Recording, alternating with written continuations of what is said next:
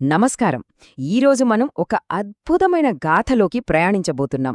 అది హనుమంతుని కథ. ఆయన్ను మనం ఒక దేవుడుగానే చూస్తాం, కాని ఆయన ప్రస్థానం అంతకు మించింది. తరతరాలకి స్ఫూర్తినిచ్చిన ఒక లెజెండరీ హీరోగా ఆయన కథని కొంచెం లోతుగా చూద్దాం. అయితే కథలోకి వెళ్లే ముందు ఒక్కసారి ఈ ప్రశ్న గురించి ఆలోచిద్దాం. అసలు ఒక హీరోకి, ఒక లెజెండ్కి తేడా ఏంటి? ఒక వీరుడు ఎలా ఒక పురాణ పురుషుడుగా మారుతాడో? ఈ ప్రశ్నకు సమాధానం మనకు హనుమంతుని ప్రయాణంలోనే దొరుకుతుంది. ఇక మొదటి అంకం, ఆయన దివ్యజననం. ప్రతి గొప్ప కథలాగే హనుమంతుని కథ కూడా ఒక అసాధారణమైన పుట్టుకతోనే మొదలవుతుంది. ఆయన అపారమైన శక్తులకు పునాది పడింది ఇక్కడే. హనుమంతుడి తల్లిదండ్రులు అంజనాదేవి, కేసరి. వాళ్ళిద్దరూ వానర దంపతులు. అయితే ఇదో సాధారణ జననం కాదు. అంజనాదేవి చేసిన గొప్ప తపస్సుకు సాక్షాత్తూ పరమశివుడే మెచ్చుకున్నాడు. వాయుదేవుడి ద్వారా తన దివ్య అంశను ఆమెకు ప్రసాదించాడు. అందుకే కదా మనమాయన్ని ఎంతో ప్రేమగా వాయుపుత్రుడు అని కూడా పిలుచుకుంటాం. ఇక రెండవ అంకం, తన శక్తి తానుకు పరిచయమవ్వడం. చిన్నప్పుడు జరిగిన ఒకే ఒక్క సంఘటన ఆయనలో ఉన్న అపారమైన శక్తిని ప్రపంచానికి చూపించడమే కాదు, ఆయన జీవితాన్ని శాశ్వతంగా మార్చేసింది. ఒకరోజు ఉదయం చిన్నారి హనుమంతుడికి విపరీతమైన ఆకలేసింది. ఆకాశంలో ఉదయిస్తున్న సూర్యుడు చూట్టానికి ఎర్రగా ఒక పండులా కనిపించాడు. అంతే, ఇంకేం ఆలోచించలేదు. తనకున్న బలంతో ఆకాశంలోకి దూసుకెళ్లి దాన్ని అందుకోవాలని ప్రయత్నించాడు. ఇది చూసిన ఇంద్రుడు భయపడి తన వజ్రాయుధంతో కొట్టాడు. ఆ దెబ్బకి హనుమంతుడు స్పృహ తప్పి కింద పడిపోయాడు. వెంటనే దేవతలందరూ అక్కడికొచ్చి ఆయన్ని బ్రతికించి లెక్కలేనన్ని అద్భుతమైన శక్తులను వరాలుగా ఇచ్చారు. ఇక్కడ ఒక ఆసక్తికరమైన విషయమేంటంటే, ఆయన పేరు కూడా ఈ సంఘటన వల్లే వచ్చింది. వజ్రాయుధం దెబ్బకి ఆయన దవడకి గాయమైంది. సంస్కృతంలో దవడని హను అంటారు. అలా హను దెబ్బతిన్నవాడు కాబట్టి హనుమంతుడు అనే పేరు స్థిరపడింది. మూడో అంకం, శ్రీరాముని సేవ. హనుమంతుడి జీవితంలో ఇది ఒక మేజర్ టర్నింగ్ పాయింట్.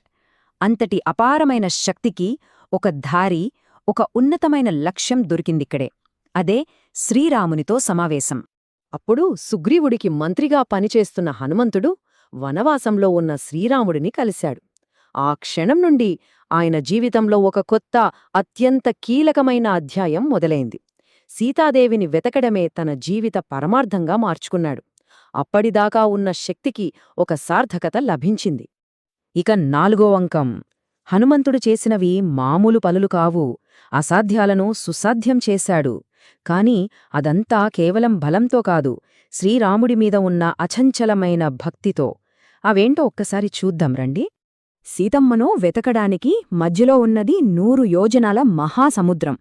దాన్ని దాటడం ఎవ్వరివల్లా కాదు.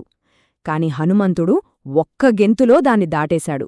ఇది కేవలం ఫిజికల్ స్ట్రెంగ్త్ కాదు, తన స్వామి కార్యం మీద ఆయనకున్న సంకల్ప బలానికి, భక్తికి అది ఒక నిలువెత్తు నిదర్శనం. ఇక యుద్ధంలో లక్ష్మణుడు మూర్ఛపోయినప్పుడు సంజీవని అనే మూలిక కావాల్సి వచ్చింది.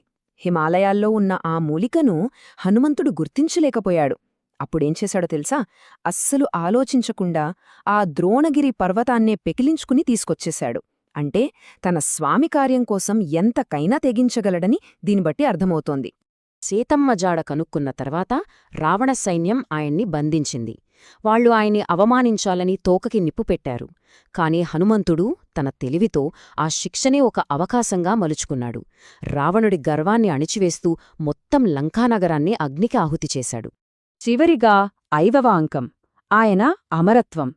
హనుమంతుడి గొప్పతనం ఆయన శారీరక బలంలో మాత్రమే లేదు, ఆయన గుణగణాల్లో, ఆయన మనకిచ్చిన శాశ్వతమైన వారసత్వంలో ఉంది. దాని గురించి ఇప్పుడు తెలుసుకుందాం. బుద్ధిర్బలం యశో ధైర్యం అనే శ్లోకం మనందరికీ తెలిసిందే. అంటే హనుమంతుడు కేవలం బలానికి ప్రతీక కాదు, ఆయన బుద్ధికి, కీర్తికి, ధైర్యానికి కూడా స్వరూపం. ఈ అద్భుతమైన లక్షణాలే ఆయన్నే ఒక లెజెండ్గా మార్చాయి. నమ్మకం ప్రకారం హనుమంతుడు ఒక చిరంజీవి. అంటే ఆయనకు మరణం లేదు. ఎక్కడైతే శ్రీరామనామ సంకీర్తన జరుగుతుందో అక్కడ ఆయన సూక్ష్మ రూపంలో ఉండి వింటూనే ఉంటారని ప్రతీతి. ఈ శ్లోకం ఆయన భక్తికి అసలైన నిర్వచనం. దీని అర్థం ఎక్కడెక్కడైతే శ్రీరాముడి కీర్తనలు పాడుతారో అక్కడక్కడ హనుమంతుడు చేతులు జోడించి తల వంచి ఉంటాడు. ఆయన భక్తి అలాంటిది, శాశ్వతమైనది. కాబట్టి చూశారుగా, హనుమంతుని కథ కేవలం ఒక వీరగాథ కాదు, అది ఒక గొప్ప స్ఫూర్తి.